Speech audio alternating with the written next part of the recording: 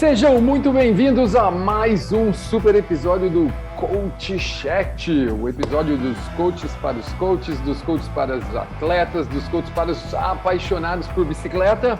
E aqui quem vos fala mais uma vez, Cláudio Tonon, aquele que entrevista quem sabe do assunto, né, gente?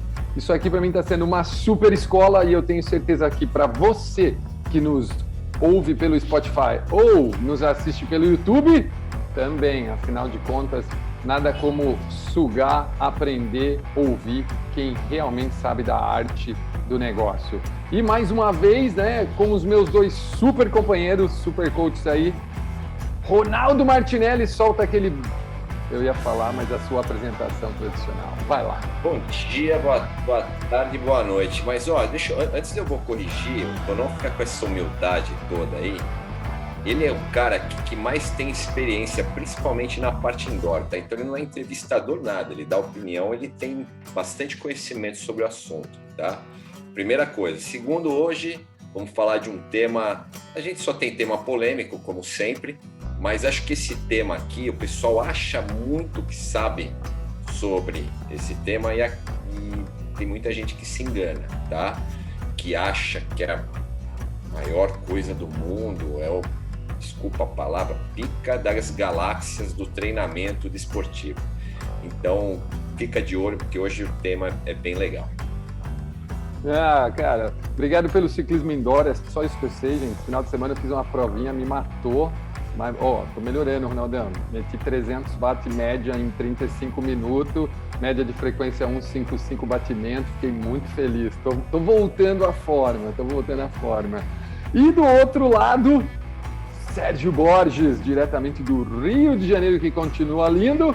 Sérgio, fala oi pra turma aí. Fala, galera. Estamos aqui mais uma vez.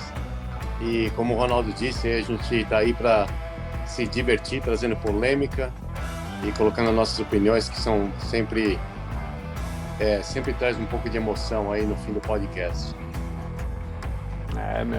Assim, ó, se fosse fácil, vendia na banca, né? Lembra aquelas revistinhas, gente, que vinha o CD, o DVDzinho para você pôr para instalar no computador? Nossa, eu lembro dessas coisas. O tema de hoje é um tema que se fala muito hoje no ciclismo, né? Atualmente, algumas contas, né, no Instagram, por aí, falam, né, fazem análises mirabolantes e soltam os números extraordinários dos pró. E até essa perguntinha está no meio para os caras, afinal de contas, eu quero saber tudo sobre o famoso FTP. Eu não vou nem falar o que é, porque nós temos o Sérgio aqui, né, Ronaldo, para explicar para nós a palavra literalmente no inglês. Ele gosta tanto dessa palavra que ele vai... Não vou nem me atrever, já deixa o Sérgio explicar primeiro, que aí ele fala o inglês correto, né? Exatamente. Uma chamada aqui. O Sérgio vai abrir o nosso podcast falando assim, Sérgio, primeiro você vai falar no seu maravilhoso inglês de tantos anos, né, cara? Meu sonho aí. O que significa e o que é o FTP tão falado do ciclismo hoje? Por enquanto, só o que é, hein? Ó, daqui a pouco nós vamos brigar mais com ele, mas manda aí, Sérgio. Bom, o FTP, que é o Functional Threshold Power, ficou bom assim? Na verdade, é um número, né? É uma forma de medir um esforço no ciclismo que tem se tornado muito popular aí nos últimos anos. E, basicamente, é um número que é adquirido através de um teste, né? A gente pode, acho que até falar um pouco mais, não sei se a gente vai falar em detalhes, mas, geralmente, o que quer dizer que seria o máximo esforço que você pode sustentar durante o período de 1 hora.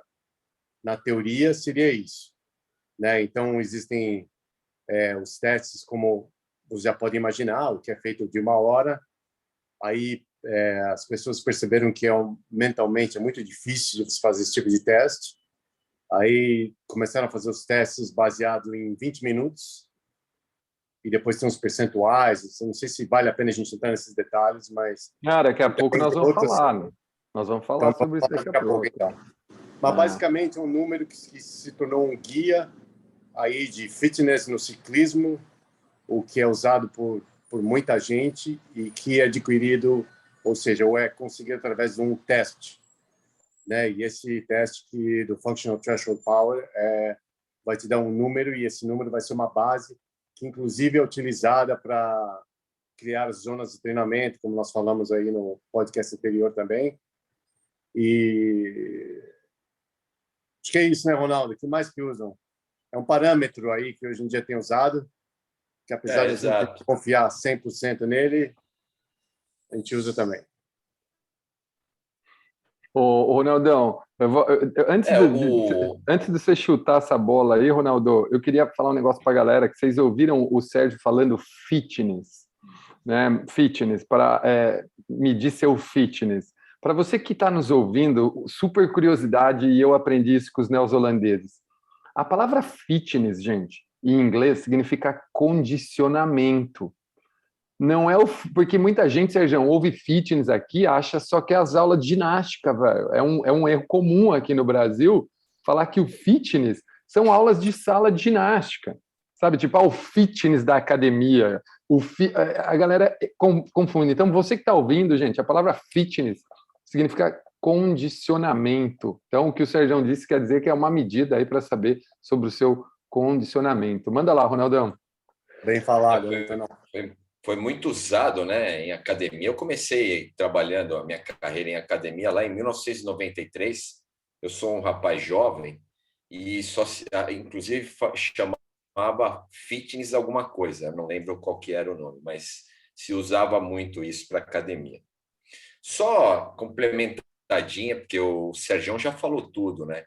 A palavra threshold, falei certo, Sérgio? Threshold. Threshold, é isso mesmo. Quer dizer limiar, né, em português, e é justamente, eles chamam de número mágico, né, FTP, o número mágico, porque dele você tira os percentuais para compor as zonas de treinamento. O Sérgio falou isso. E é um número, eu falo que às vezes é muito difícil de você acertar, até mesmo através do teste, né? O teste, a gente faz o teste, são vários protocolos que tem. Hoje eu uso um outro protocolo que não usei muito tempo de 20 minutos. Eu uso um outro protocolo que leva em consideração também a capacidade anaeróbia do atleta, mas cada treinador tem uma forma, né, de testar isso. Mas a questão é que esse valor, você vê, quando eu fiz a primeira vez um curso com o Hunter Allen na época, isso já há mais de 10 anos atrás, eles falavam para testar cada 4 semanas. Tá? E para um atleta amador, isso é um negócio que dificilmente acontece, justamente pelo nível de estresse que você tem para testar, né? Porque as pessoas acabam se cobrando que o valor tem que aumentar, né? E porque as pessoas não têm essa disponibilidade de testar a cada 4 semanas. E eu testo, para você ter uma ideia, eu testo uma vez por ano, às vezes eu testo 2, e o restante eu vou acertando esse valor, até porque às vezes o valor de teste não condiz com a realidade do atleta.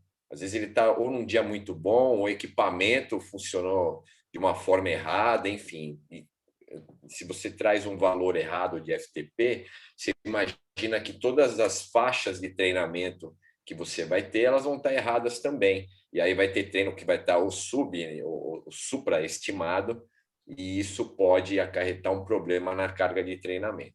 Tá? Então, basicamente, é um número muito importante, mas que não é o pica das galáxias, como eu já mencionei. Tá? Existem outros fatores, e a gente vai falar aqui, mas só para vocês entenderem, é um número importante para quem trabalha com potência, né? Porque tem gente que trabalha com frequência, tem gente que trabalha com percepção.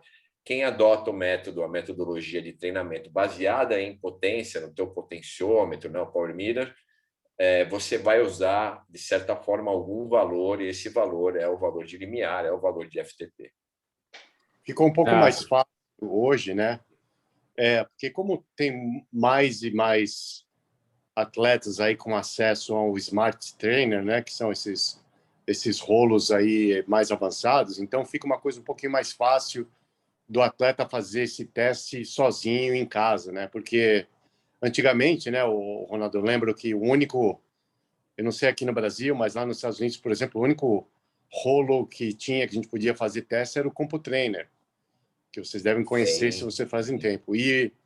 Por muitos anos aqui no Brasil também, né, ô, Ronaldão? Por muitos anos aqui também, né? Sim, exatamente. E era um rolo muito caro, então geralmente era só o técnico que tinha, poucas pessoas tinham, e para o atleta ter que se locomover, ir até o técnico, disciplinar do técnico para repetir esses testes, acabam ficando uma coisa um pouco mais difícil, como você estava falando. Aliás, foi desde isso que eu comecei a desenvolver uma outra teoria, que a gente vai falar daqui a pouquinho aí, ao invés de fazer esses testes específicos aí. Cara, aqui também, ó, meu, eu ouvi isso não faz 10 anos, tá ligado, Sérgio? Para mim isso era muito novo, principalmente se tratando de indoor e tal, né, cara? A gente não usava muito, não. Mas, ó, já que vocês falaram que para saber, né, existem testes, eu queria saber um pouco mais sobre isso, para a gente informar para a galera, assim, ó, tipo, a pergunta é, como saber, né, o meu FTP, né, no caso, já que nós estamos falando dessa medida, né, e quais as formas de conseguir esse tipo de informação? O Sérgio falou dos rolos. Ronaldo, manda aí, cara, você que já, né, desenvolve um trabalho maior com isso também. Fala para a galera aí formas, né, de conseguir esse número aí, cara. Depois o Sérgio manda bem. Então, acho que é até legal também a gente fazer um comparativo do teste laboratorial, por exemplo, da ergospirometria, né? Que, vamos falar, é muito mais barato, né? Você não precisa pagar um avaliador, um laboratório para fazer. Então, você tem essa facilidade de pegar a sua bicicleta e testar um lugar, né? Então, hoje, o teste mais feito, acredito eu, o Sérgio pode me falar se eu estou errado, ainda é o de 20 minutos. Né, um protocolo de 20 minutos que, de novo, como o Sérgio falou, o teste ele é para ser feito em 1 hora, só que 1 hora é muito estressante você fazer o teste para 1 hora, mas a avaliação seria o que você suporta fazer em 60 minutos. E aí eles criaram um teste menor, né, que foi o teste de 20 minutos, e a maior parte dos treinadores eles tiram 5% do valor aplicado dentro do teste, né? Então, se fosse 60 minutos, estatisticamente, você tem uma diferença de 20 para 60, que é em torno de 5%. Então, a maior parte dos treinadores, acredito que ainda fazem esse teste, tirando os 20 minutos, tirando esses 5%. Eu uso um protocolo que eu faço primeiro um teste de 1 minuto, depois o cara vai descansar, tudo no mesmo dia. O cara vai descansar o tempo que for suficiente e ele vai fazer um teste de 12 minutos, tá? Os dois em pico de performance máxima, né, 100%. E aí, através dos valores aplicados, né, você divide o valor de 1 minuto pelo de 12, depois vai dar um valor, aí dependendo do valor, de tanto a tanto, você faz vezes 0,92 ou 0,90 ou 0,94, enfim. É uma formulazinha que a gente aplica, tá? Tem bastante gente usando também esse protocolo, tá? Mas e tem outros protocolos também.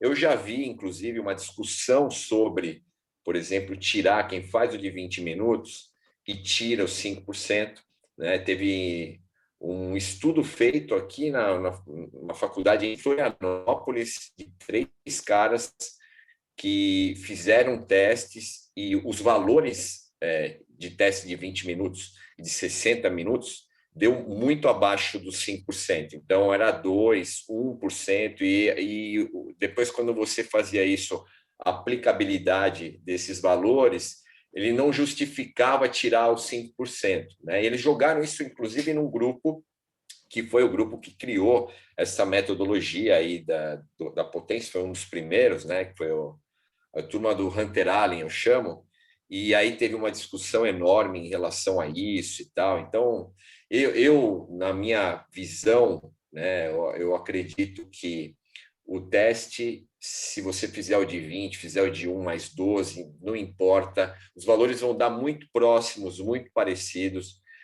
Hoje em dia até se calcula muito o valor de FTP através de ferramentas de análise de dados, onde você pega todos os dados de treino, né, realizado durante a semana, durante o mês, e aí você compõe um valor de FTP, obviamente é usado um algoritmo para isso. Eu não acho que funciona, tá? Muitas vezes eu tenho visto os valores, eles são bem menores do que eu podia aplicar para determinado atleta. E a questão maior que fica é o seguinte, eu prefiro muitas vezes ajustar na mão, entendendo que esse cara teve uma melhora ou do sistema aeróbio ou anaeróbio, e que isso, de certa forma, interferiu, né, nesse valor de FTP, né, do que você julgar um valor único e achar que isso é o correto e dá para você aplicar o resto da vida. Tá? Então, eu acho muito melhor você ir fazendo uma modificação e estimulando o seu atleta em relação a esse valor, né? Se você precisar mudar o valor de FTP, porque você acha que esse atleta, nos feedbacks que ele está te dando, você consegue fazer isso, por que não? Né? E você vai testar e vai ver se a carga daquele treinamento condiz com aquilo que você pensou para ele. Né? Mas eu acho que é um valor que é muito sensível, né? É um negócio que você tem que ficar sempre atento, feedback do atleta, para você poder mexer, mas sim, é um valor importante, principalmente para quem trabalha com essa metodologia.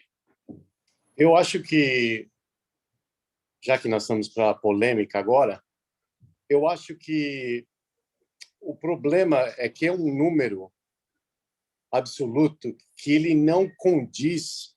Eu acho que ele não, a palavra não é certa, não seria isso. Eu acho que é um número que ele não expressa a realidade do condicionamento do ciclista como ele é vendido promover. Eu acho que um atleta que tem um FTP mais alto não necessariamente vai andar mais rápido do que o outro atleta, logicamente, dadas as proporções. Eu acho que o FTP é um número que ele não toma em consideração, a gente sabe que não toma pelo teste, né? Mas as condições de anaerobic power, né? Aí um VO2 e outras condições. Então, se for ver uma prova de ciclismo que tenha bastante punch, assim, bastante coisas mais inclinadas ou ataques, coisas assim, não necessariamente o atleta com maior FTP vai ser o atleta que vai estar na frente. Até mesmo para triatlon também, isso não, eu acho que varia muito se for uma prova plana e uma prova de subida em relação a quanto que aquele FTP vai te dizer a verdade. Ou seja, eu acho que, apesar das pessoas ser uma base, né, um baseline, um número para ter uma ideia, eu acho que ele está dando uma ideia muito errônea para vários atletas em acharem qual está o condicionamento dele para aquela prova específica, né? Eu acho que, como o Ronaldo estava falando, aí é muito importante. Eu também já fiz uns testes em que de 1 minuto e 5 minutos, ao invés de 12, mas eu acho que nada supera o que eu chamo de breakthrough workouts, ou seja, eu repito as sessões de treinamento durante o período de 6 a 8 semanas e, ao invés de eu analisar um teste, eu analiso a performance do atleta durante aquele específico treino durante esse período de 6 a 8 semanas, porque eu acho que é muito mais realístico. A gente vai trabalhar com o atleta em vários níveis de fadiga diferentes, fadiga mental, fadiga física, e a gente vai poder ter uma ideia muito mais precisa aí do condicionamento do atleta. E isso pode ser num treino específico de threshold, né? Aí o limiar anaeróbico, ou um treino de VO2, ou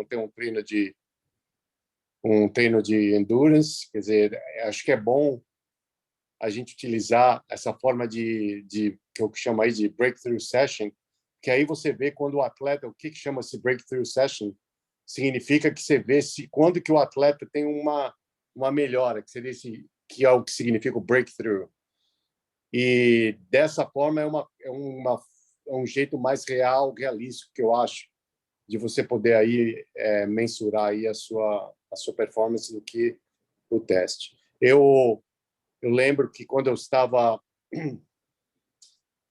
fazendo curso de nível 2 da ITU, lá no Canadá, e ao final, na formação do curso, pediram para eu falar qual era o protocolo de teste que eu que eu utilizava, e eu falei que eu não utilizava nenhum teste. Eu lembro que isso acabou ocasionando uma briga lá entre o pessoal o pessoal lá que estava avaliando o teste falou: não, mas você tem que fazer um teste. Mas eu não faço teste. Eles queriam que eu inventasse algum teste que, na verdade, eu não faria, porque eu faço esse breakthrough workouts, que eu gosto de ver a evolução do atleta numa sequência de treinos repetidos aí num período de 6 a 10 semanas aí. O Sérgio sempre arrumando confusão, né? Eu ia falar agora, que vocês já viram que vai dar... eu não vou nem deixar o Sérgio responder a terceira pergunta, gente, porque ele já respondeu, entendeu? Então, eu vou soltar para o Ronaldo, mas eu sei que vai vir ali, vai vir um canto ali. Uma pergunta que é sempre muito pertinente, ainda mais hoje com essa divulgação. Gente, para vocês que estão no YouTube vendo, olha meu tripé meu ring light, o que virou, Ronaldo. Um porta-câmara de ar furada, tá ligado? Tipo, então, deixa eu tirar ele para não ficar feio. Vamos lá. Esse eu não tinha visto ainda, cara. Não, isso é novidade. Como é muito massificado, hoje é muito falado na mídia, né? E outra, né, gente? Os caras precisam vender medidor de potência, né? Potenciômetro, afinal de contas, por isso que se massificou o negócio. E as pessoas perguntam, né, cara, é melhor ou pior treinar com isso, né, cara? Isso é uma pergunta das pessoas que não têm, né, o conhecimento que vocês têm, tanto de campo de batalha, de dia a dia ali com os atletas, quanto de estudo, né, gente? Então, pode ser uma pergunta simples, mas é uma pergunta que sai da boca do praticante. O que é melhor? Treinar, né, usando FTP, usando isso aí, ou não? Manda aí, Ronaldão. Primeiro você, o Sérgio já deu um super kick aí já com essa resposta, depois ele completa lá. Então, eu assim, não tem, acho que falar melhor isso, melhor aquilo, acho que vou falar, não existe. Eu acho que a gente tem que dar a possibilidade que o atleta funciona melhor, vamos falar assim. O Sagan, por exemplo, não gosta de ver, não gosta de número. E não dá para falar que o Sagan é um atleta ruim. Tem muito cara, eu já tive atletas que não gostavam de números, eu já tive atletas que gostavam muito de números. Eu acho que, de uma forma geral, pelo menos o cliente que me procura é um cara que gosta de mais informação. E isso não dá para negar, o potenciômetro te dá, porque se você tem algo que te grava cada segundo do seu treino, eu acredito que isso vai gerar informações importantes. E eu falo mais, acho que com o potenciômetro, principalmente no ciclismo, talvez no triatlo a gente tenha uma outra estrutura, tem um outro desenho e tal, mas no ciclismo, com a entrada do potenciômetro, foi possível avaliar, analisar e ver quais são as demandas do atleta de acordo com as situações, né? Se, por exemplo, uma fuga, qual o nível World Tour, o que faz um cara para fazer uma fuga e durante quanto tempo, né? Qual o nível de power que ele atinge, mais ou menos? Eu vi uma palestra, eu gosto muito de falar do seu Stephen Seiler, né? O cara que é um baita de um fisiologista, um inglês que é muito teórico, mas também que cuida dessa parte de treinamento também, da parte de percepção. E ele, numa entrevista com um ciclista World Tour, ele falou, né, que um atleta, por exemplo, que tem um FTP entre 300 e 325 watts, num Tour de France, os caras costumam, a maioria dos atletas, a ficar 40 horas acima do threshold. Você sabe o que é isso, cara? Acima de 300, 325 watts. Né? Se a prova tem mais ou menos umas 80 horas, então vamos falar que 50% da prova, os caras ficam acima, de acordo com a situação. Então, isso só foi possível avaliar através do potenciômetro, né? A gente só conseguiu analisar esses dados através do potenciômetro. Aí fica muito mais fácil você, entre aspas, ensaiar, né, o que você precisa fazer numa prova como essa. Então, o nível de informação foi mais alto. E eu acredito, assim, para o treinador foi muito bom. Eu não posso falar que não, né? Hoje a gente tem assim, gráficos de monte que você pode aplicar, e isso te trazer informação importante. Eu só discordo, né, de alguns treinadores que usam isso só como ferramenta de marketing, né? Potenciômetro. Quando eu comecei, não tinha ninguém aqui no Brasil que usava, eu tive que esperar 3, 4 anos até os caras começarem a comprar equipamento, e eu usava aqui, e aí quando os caras começaram a trazer essa informação para cá, e todo mundo, puf, virou aquela baita daquela ferramenta, o cara que não trabalhava, que às vezes criticou, né, porque não sabia trabalhar, criticou, e aí quando começou a usar, começou a falar super bem, começou a vender isso, né, como forma de marketing, ele vai estar, vamos falar, extraindo, às vezes, informações relacionadas à parte de percepção de esforço, que são super importantes também. Então, você não pode, só porque você tem informação do Power, que é uma informação da condição neuromuscular, você não pode descartar a percepção de esforço, que é uma avaliação muito mais da parte metabólica, da parte fisiológica, que é tão importante quanto, tá? Então, você levar o teu treinamento a somente uma ferramenta e achar que isso é a resolução de todos os problemas, está completamente errado. Se você achar que o FTP é o único número importante, né, para você entender se o cara melhorou ou piorou no seu treinamento, você está completamente errado. Se não fizer avaliações da condição aeróbia, condição anaeróbia, de tudo que envolve a parte de treinamento, a parte tática, a parte psicológica, você está deixando alguma coisa de lado que pode ajudar o teu atleta a melhorar, né? Então, eu acho uma ferramenta muito boa, eu acho que é uma ferramenta que te traz informação, mas está longe de ser a resolução de todos os problemas. Eu acho que o maior problema que eu vejo, né, no pessoal que está usando o FTP e acaba aí criando essas zonas de treinamento baseado nesses números, é que acho que as pessoas estão olhando essa informação pelo ângulo errado, né? O Ronaldo mencionou bem, né? Eu talvez tenha passado desapercebida essa informação aí na hora que ele falou que ele gosta de olhar o que os atletas fazem depois para saber o nível que foi feito a prova. E é dessa forma que eu falo para os meus atletas, né? Eu não quero que vocês seguiem pelos números, pela essa zona do FTP, mas eu prefiro que você olhe o treino depois, seguir pela sua percepção de esforço, mas depois você pode olhar os números depois para ver se houve uma progressão em relação aos seus treinos anteriores, né? Eu tive atletas profissionais, inclusive que até eles colocavam uma fita em cima do potenciômetro, né, do reloginho da bicicleta para não ver na hora do treino, e a gente só olhava, analisava os números que acontecem depois. Então, eu acho no caso do FTP não é diferente.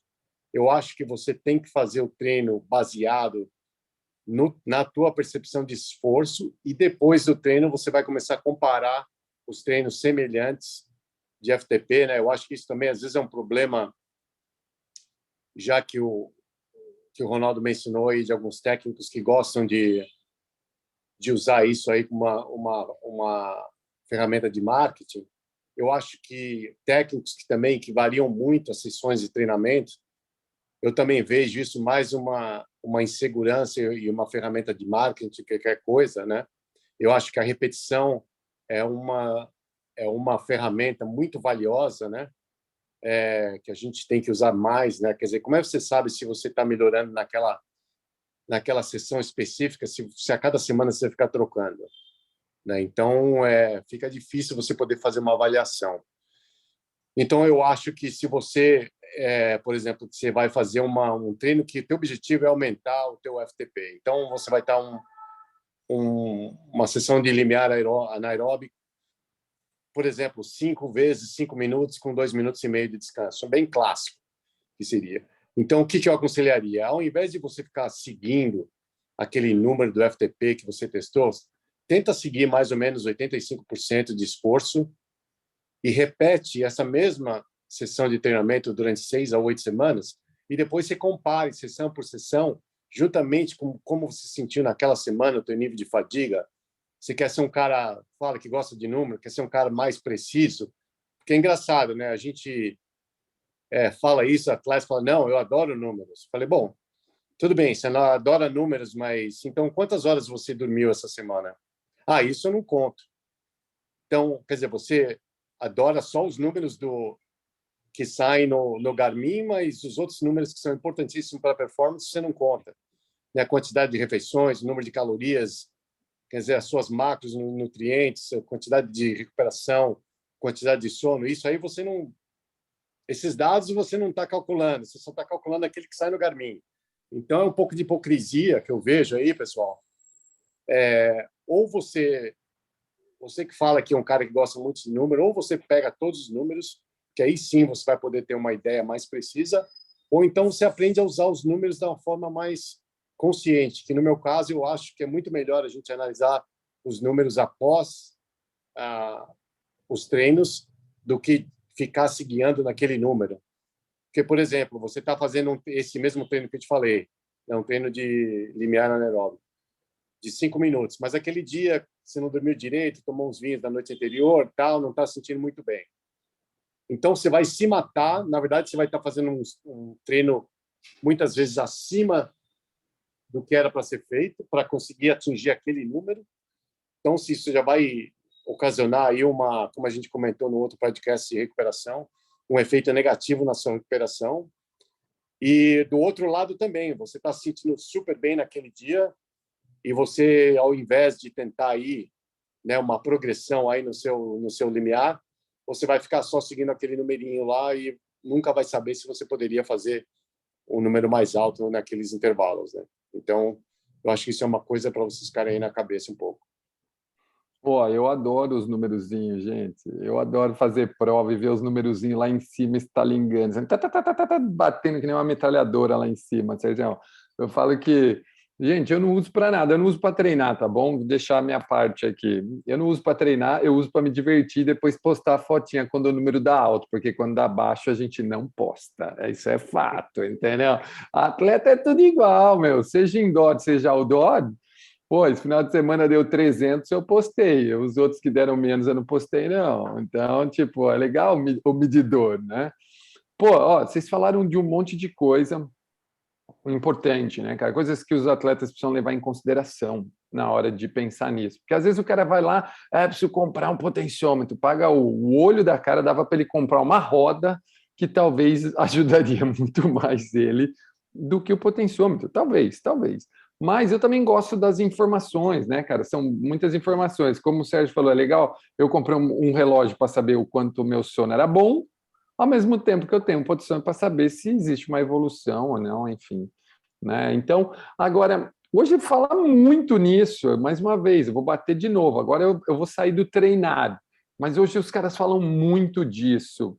E aí eu queria saber, assim, ó, para vocês aprofundar um pouco, tipo, vamos pensar assim, ó, a gente sabe que tem alguns contras e alguns prós. Mostra para a gente aí, o Ronaldo e Sérgio, o que, além desses negócios das informações, como que vocês utilizam, ou como os profissionais têm utilizado, que vocês acompanham, a importância disso para o cara evoluir, né? Que é isso que a gente está aqui, trazendo informação para ajudar os caras a serem melhores pedalando. Manda lá, Ronaldão, como que você...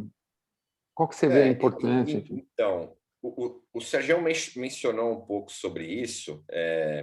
Hoje em dia você não é o valor de FTP, a gente não treina para melhorar o valor de FTP. Acho que isso é uma consequência para quem trabalha e gosta muito de manter o FTP em dia e tal, ok. Atleta profissional, aquele nível World Tour, ele muitas vezes faz teste de lactato, né, para entender se aquele valor de FTP é o correto, né? Hoje quando o cara vai fazer teste, o que é mais feito em equipe World Tour é teste de lactato, tá? Que é um negócio muito mais difícil de você manusear. Você precisa ter um fisiologista, precisa ter um protocolo bom, enfim. Geralmente eles vão no começo do ano, fazem os training camps, fazem todos os testes, e um dos testes é o teste de lactato para entender justamente numa situação específica qual que é o valor que ele tem que usar com o cara, independente se é FTP, tá, pessoal?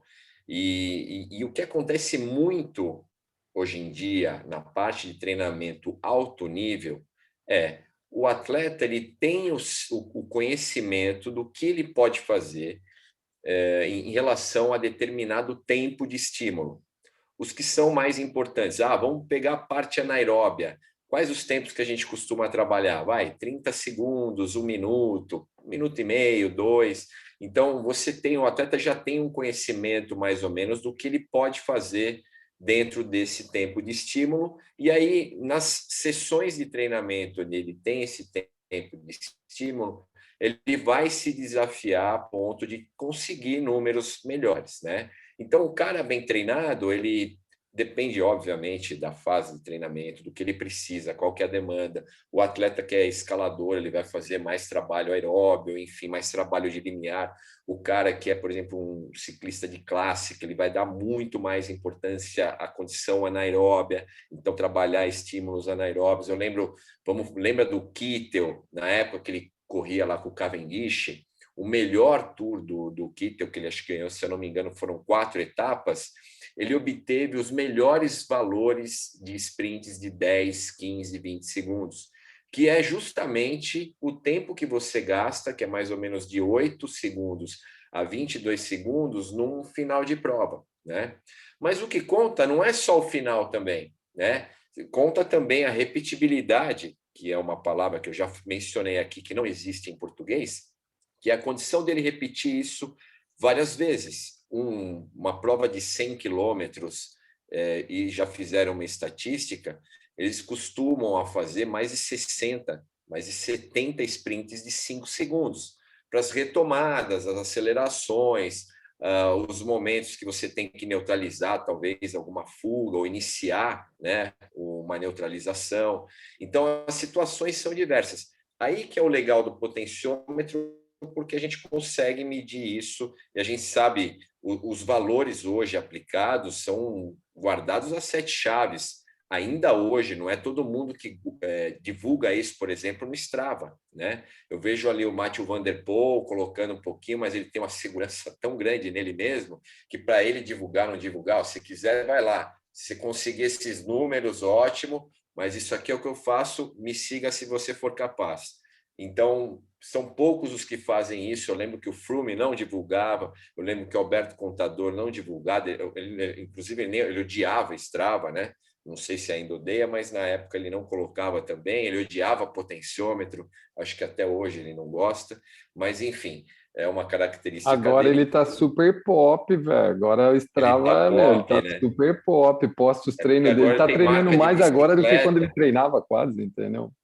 Exatamente, ele odiava, ele queria banir, né, o potenciômetro, que o Froome, que era um concorrente dele, usava muito, se guiava muito por isso, né? E entrevistas do Froome, todo mundo achava que ele ficava com a cabecinha baixa, lembra? Que ele estava olhando o potenciômetro, ele falou que não era nada disso, que é uma característica dele, era sei lá, era um tique nervoso dele durante a competição, mas que ele, dependendo da situação, ele não olhava o potenciômetro como muita gente achava que olhava. Muita gente duvida do que ele falou, mas, enfim, ele falou isso numa entrevista, eu estou contando aqui para vocês.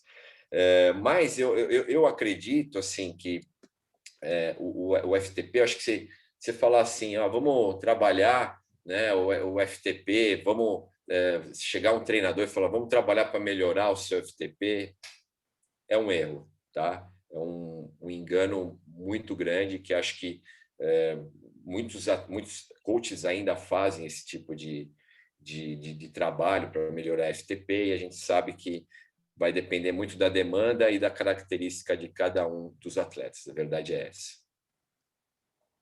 Mas infelizmente, né, a mídia aí, social, até os aplicativos como o Zwift e esses outros todos, né, eles ainda fazem uma propaganda muito grande para o FTP, né? E constantemente eu tenho atleta que eu tenho que ficar explicando para ele por que o objetivo não é melhorar o FTP, né? Falo, não, mas como é que eu faço para melhorar o FTP? Né? Quer dizer, que para poder explicar que, na verdade, apenas é um parâmetro muito pequeno em relação à a importância geral do treinamento, aquele número, né? Mas o que o Tonon estava perguntando, né? Eu acho que se as pessoas não têm o técnico, né? Não tem alguém para fazer um treino estruturado ou para ensinar alguma coisa para eles, eu vejo até uma validade do FTP para criar aí um baseline, né? E um parâmetro qualquer, que pelo menos o atleta pode ter alguma ideia, né? Se hoje é 200 e amanhã 220, então quer dizer que houve alguma melhora de performance aí nesse período. Eu até entendo isso, né? Mas o que a gente está querendo dizer aqui é que você não pode pegar esse número como se fosse aí o Holy Grail, né? Que fala, né?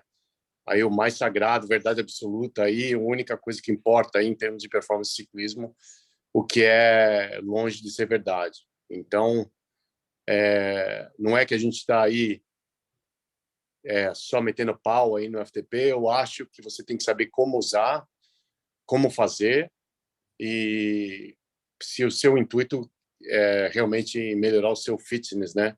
Performance, né, Tonon?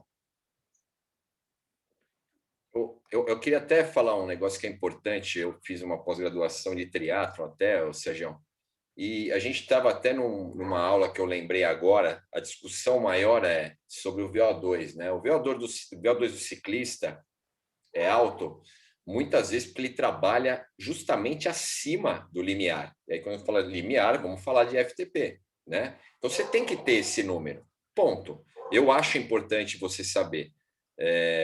Não vamos descartar, ninguém está falando, não é falando mal, a gente está falando aqui, a ideia é você justamente saber como é que você usa esse valor, tá? Mas eu uso, seria hipocrisia da minha parte falar que eu não uso FTP, pelo contrário, todos os meus atletas têm FTP, acho um número extremamente importante, só que o que a gente tenta educar aqui é uma forma de você saber usar, né? E numa discussão, numa aula, por exemplo, o triatleta não é um cara que trabalha muito tempo acima do FTP, né? Dificilmente ele vai melhorar o VO2 dele, porque ele não está trabalhando tanto tempo acima do limiar dele, né? O ciclista toda hora tem que fazer fuga, tem que neutralizar a fuga, tem que fazer um ataque para, se você é um ciclista, um cara que vai ganhar uma competição, você tem que fazer alguma coisa diferente. Isso a gente fala sobre potência crítica. Potência crítica é tudo aquilo que acontece acima do valor do limiar, acima do valor de FTP. E o ciclista, ele se põe em diversas vezes, seja ele qual for, tá? Pode ser o Pogacar, escalador de montanha, pode ser, acabei de citar o Kittel, o Mark Cavendish, ou quem for agora aí, dos caras que são sprinters, eles estão trabalhando vários momentos, ou em algum momento eles vão trabalhar a potência crítica acima do FTP. Então, é normal que eles trabalhem, né, que eles melhorem o VO2 do ciclista, e o triatleta talvez não, principalmente o de provas longas. Né? O Sérgio pode falar melhor. Tá?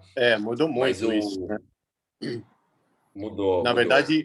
Mas eu acho realidade... que assim... É que nessa realidade no triatlo mudou muito, porque como o esporte evoluiu muito, né? Então, hoje o esporte, até de provas mais longas, né? Provas mais curtas, com certeza, essas características aí estão muito semelhantes. Características, eu digo, de demanda fisiológica estão muito semelhantes, né? Porque hoje em dia, numa Olimpíada, o cara tem uma necessidade, né? De dar um sprint para dropar o cara na corrida, dar um sprint para dropar o cara na bike. Quer dizer, isso aí é uma coisa que já vem acontecendo, né? E, inclusive, uma coisa que a gente pode até falar no outro podcast também, como os treinos de VO2 específicos, né, ajudam na performance de longa distância, né, que é o que está sendo provado aí pelos todos os atletas que vieram de prova curta aí da prova de distância que fazem na Olimpíada, né, que agora chama Standard, antigamente chamava Triatlo Olímpico. Esses são os atletas que hoje em dia estão dominando as provas de longa distância. Então, está sendo provado que aquelas demandas fisiológicas que foram feitas, o que já tinha sido provado no ciclismo aí, né? Você vê por vários atletas, quando desenvolvidas, elas ajudam muito o atleta nas provas de longa distância, né? O que está acontecendo com o ciclismo também, né? Você pegar Juliana Felipe, Egan Bernal, outros caras, Mathieu Van Der Poel, Wout van Aert, o mesmo o próprio Pogacar, o próprio Roglic, né? Que veio do salto. Então, são esportes que não tem nada a ver, né, com ciclismo. Quer dizer, esporte é ciclismo, só que a demanda fisiológica é outra. Eles trabalham muitas vezes essa questão da repetibilidade que eu falei, muito tempo, né, em potência crítica.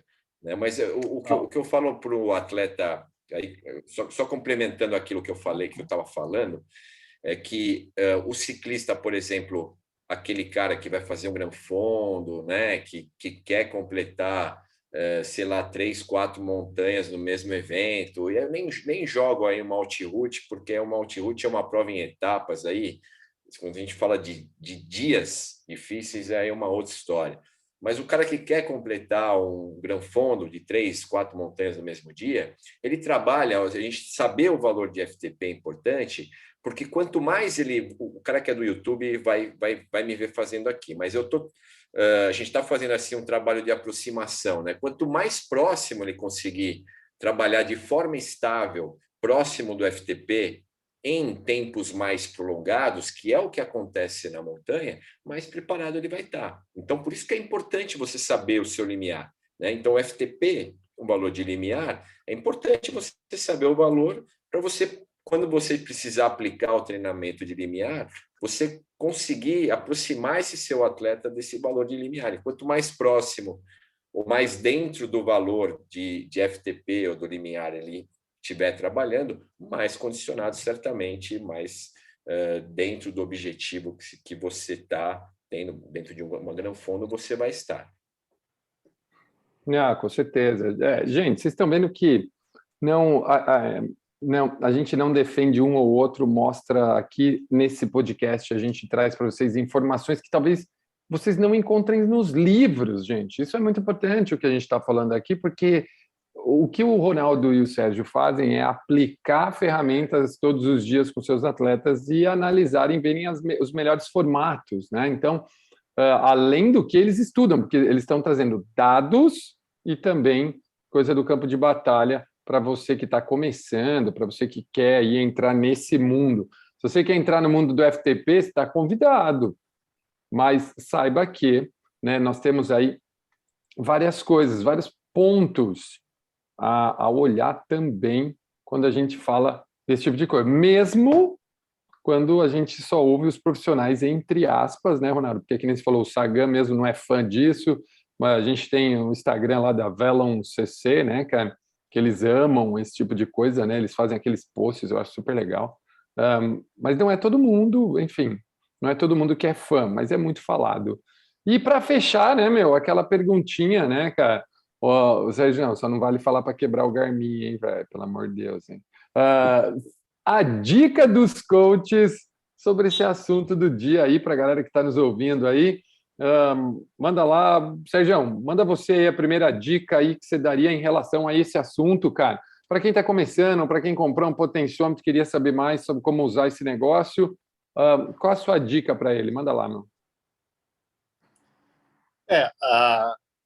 Se o atleta só tem um potenciômetro, ele também não tem um smart stainer, um rolo, né, para fazer algum tipo de teste, vai ficando um pouquinho mais difícil aí a gente ter uma ideia aí do que ele fazer. Mas eu acho que, se eu fosse dar uma dica, se você não tem um potenciômetro, eu acho que o primeiro número que eu... Logicamente, estamos assumindo aí que você já está pedalando faz um tempinho, né? Mas o primeiro número que eu gostaria de saber, que seria uma coisa mais fácil, que eu falo para o atleta, vamos fazer uma análise de força específica e uma análise de VO2, né? Eu trabalho análise de força específica, eu falo para o atleta achar uma subida de mais ou menos 5, 6% e subir na marcha mais pesada que ele consegue, contanto que ele mantenha aí uma cadência entre 50 e 60 RPM. E você anota aquele número. E aquilo lá vai ser o teu baseline, vai ser o teu parâmetro inicial de força específica. Aí eu também peço para ele fazer tiros de 1 minuto, na verdade 2 séries de 4 vezes de 1 minuto a 90-95% do seu máximo, com 1 minuto de descanso. Também anotar esses números aí para criar um novo parâmetro, que aí seria, teoricamente, aí te tira uma média, seria aí uma ideia do teu VO2. E só depois que eu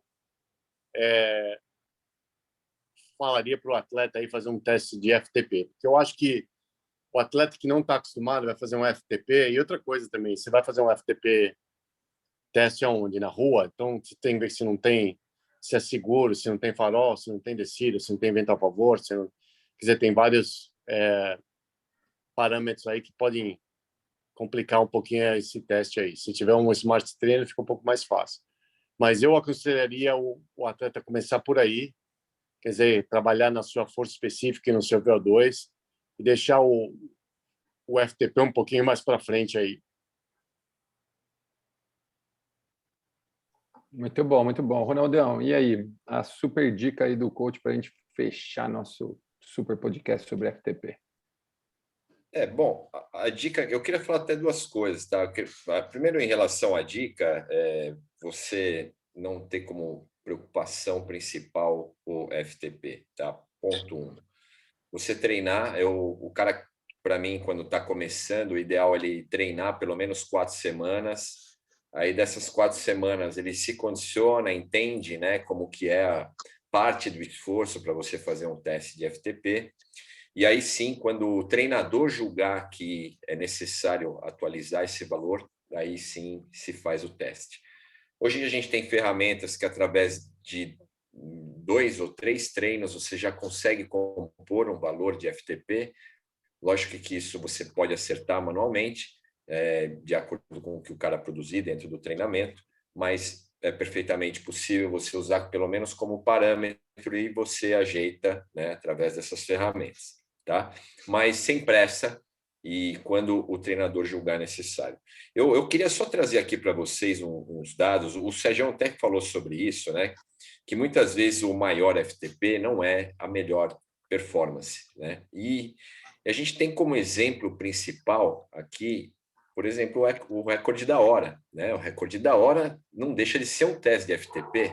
Se a gente está falando que o teste de FTP é feito em 60 minutos, o recorde da hora no ciclismo é o máximo de performance que o cara pode fazer em 60 minutos, ok? E levando em consideração os resultados desde Francesco Moser, né, quando ele quebrou o recorde do Ed Merckx, que era de 1974, em 1984, o Francesco Moser ele fez 51,151 quilômetros. E isso é um cálculo sempre estimado, tá, pessoal? Porque na época não tinha potenciômetro, ok? Ele fez um cálculo estimado de 410 watts, tá? Tem até engraçado que o Francesco Moser, depois ele fez um vinho, e o nome do vinho era justamente esse valor aqui, 51,151. Quando eu fui lá, eu tive o prazer de comprar o vinho dele mesmo, né? E deve ser até mais, Ronaldo, por causa da aerodinâmica também, né? Não, pode ser, mas é que ele fez, ele não fez em nível do mar, ele fez em altitude, né? Então a pressão do ar é menor, então pode ser que tenha uma relação. Isso é um cálculo realmente estimado, pega o peso, enfim. Mas eles não tinham a bicicleta aerodinâmica, não tinham várias coisas que aumentam muito a velocidade hoje em dia. Então, mas na época a bicicleta, inclusive, esse recorde ele depois não foi homologado. Quando chegou o Aubry, né, que era o escocês voador, tem até o filme dele, ele fez aquela bicicleta onde ele apoiava a barriga, vocês lembram disso? Né, ele bateu o recorde, enfim, a UCI odiou isso e cortou qualquer coisa que fosse, ou qualquer bicicleta que fosse diferente daquela que o Ed Merckx, que tem uma geometria tradicional, fez. Então, para quebrar o recorde, tinha que ser a bicicleta igual ao do Ed Merckx. E foi assim até pouco tempo atrás, né?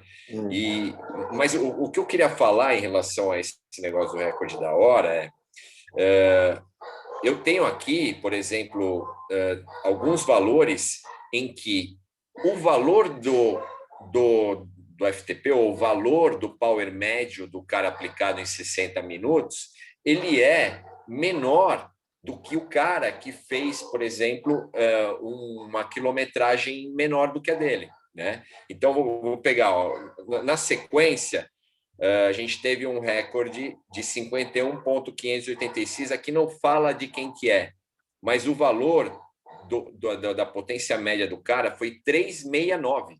Então, o Moser fez menos quilômetros, com mais power, e esse cara, na sequência, ele fez um valor maior, né, de quilômetros, mas com um power menor, né? E foi assim depois, teve um outro de 52,270, o cara fez 409. Na sequência, quebrou 52,713, 389, entendeu? Então, o Sérgio mencionou isso. Nem sempre o melhor ou maior FTP é o cara mais condicionado.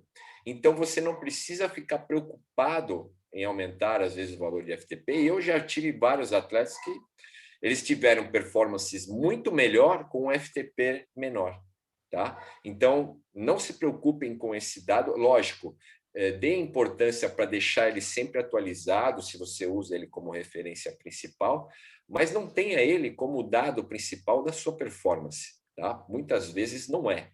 Não é porque você tem um melhor FTP que você vai performar melhor numa prova. Então, esses dados aqui, é até legal, depois eu até posso passar mais para vocês, mas, enfim, eles chegaram ao último recorde, não sei quem foi, acho que até bateram isso depois, 56,375, 442 watts de potência média.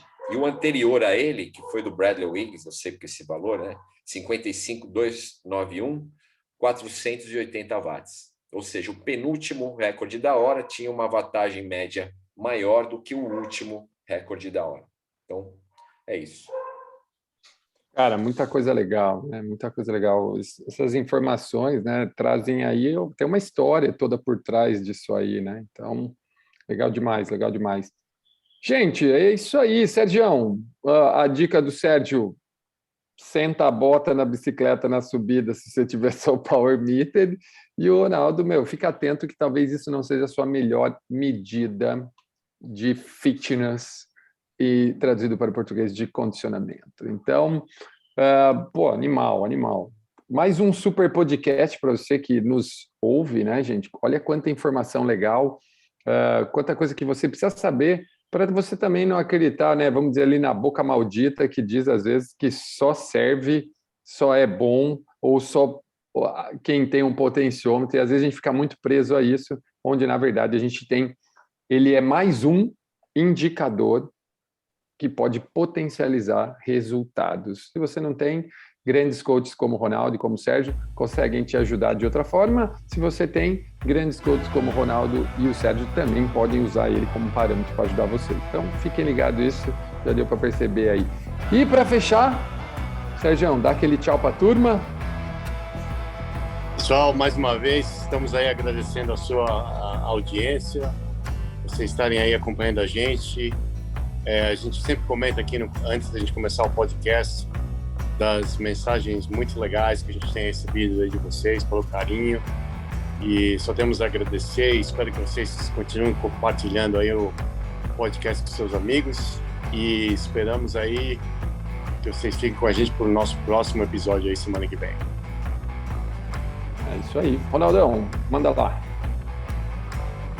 Vamos lá. Bom, a gente falou hoje sobre o FTP, mas a gente pode falar um dia sobre como melhorar o FTP. Aí eu tenho certeza que a audiência vai crescer e vai estourar. Mas, também nós só temos aqui os três, né? Falo em nome dos três, agradecer aí pela audiência. Ela vem crescendo, a gente está super feliz com o resultado.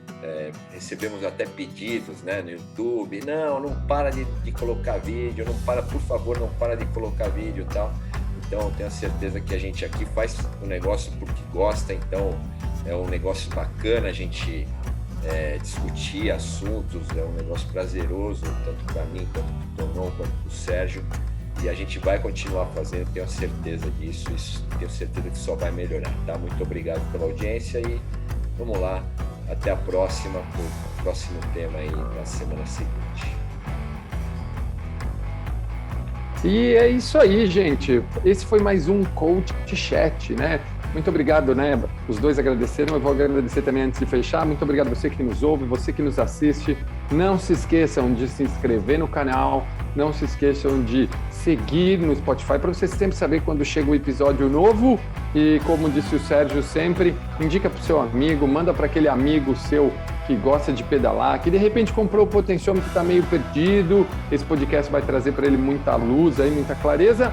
E claro, nos próximos eu tenho certeza que a gente vai completando todas essas informações. Por isso que não dá para perder nenhum, né? Por isso que você tem que ouvir e assistir todos os episódios. E se você quiser ver meu porta-câmera de ar furada, você vai ter que ir lá no YouTube, se inscrever no canal e assistir no YouTube. Não vai ter jeito, entendeu? Então, nos vemos na próxima semana. Um grande abraço e tchau, turma. Até!